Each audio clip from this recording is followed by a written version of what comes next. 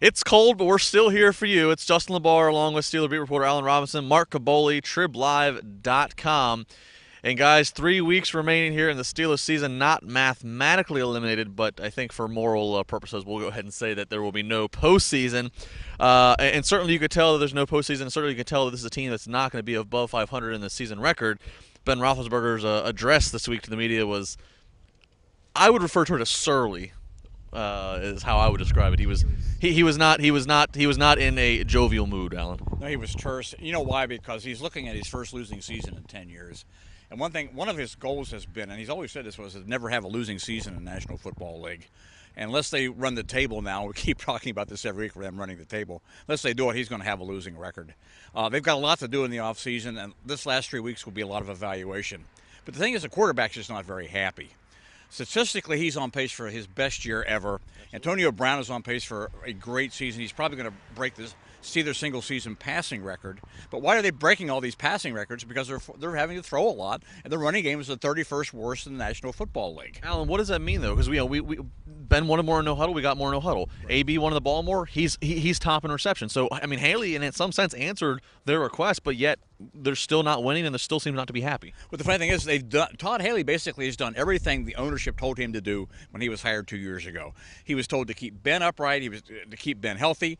They wanted him to quit from scrambling as much as he's doing. They wanted to get him to get sacked less, which has happened the last 4 or 5 weeks. And they also wanted more of a running game, and they certainly have put the emphasis on the running game. Le'Veon Bell keeps getting hurt. They can't do anything about that. But the thing is, they've done everything they told Todd Haley to do. And I think the frustration from Ben Roethlisberger is that, look, he probably feels like he can't do much more than what he's doing now, and yet it's paid off in a 5-8 season. Absolutely. On the opposite side of the ball, in the defense, number 43, Troy Polamalu, Mark writing about it Friday, which you can see here on TribLive.com. Talk to us about Troy. Where is he at in his career in terms of legacy? Well, very well could be coming down to the last 3 games of Troy Polamalu's career here in Pittsburgh.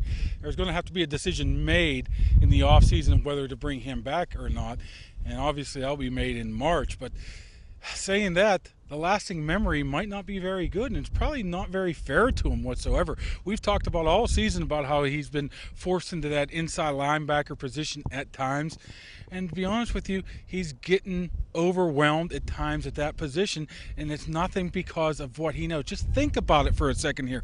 It's like asking Ike Taylor to be a defensive end. It's like asking Calvin Johnson to be a tackle. It's a totally different position, but they continue to put him in there, in that position, a position to fail, and at times he's failed. So that's why he's been looking good at times. He's been looking bad at times. He's playing inside linebacker at 210 pounds. You don't see that. And it's just, if it ends this way, Justin, it's going to be a sad, sad way to go out, because he is playing the best he has played in a while if he's able to play the strong safety position, the position that he's won the MVP of the league a couple years ago. But I don't think we're going to see that, and it's just a shame how it might end.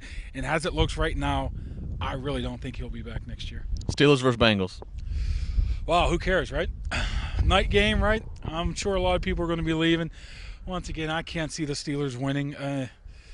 Too much on the line for the Bengals. They can clinch at least a share of the division title with the win. Steelers are just playing out the string.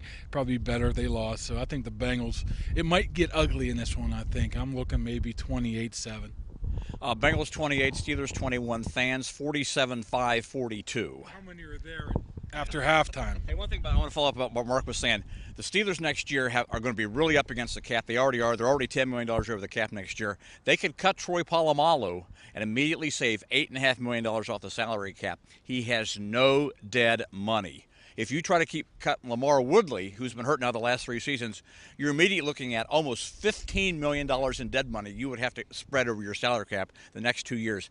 That's why their decision-making gets tough over the offseason, because all this dead money and all this salary cap situation really impacts every single thing they do. And that's because the reason why they did that is because he's been hurt and aging over the years, so they didn't guarantee any of his money will make him easily cuttable, like Alan would say. They could bring him back, but It's a 5-8 team right now. Why Lamar would you? Woodley may be here another 10 years.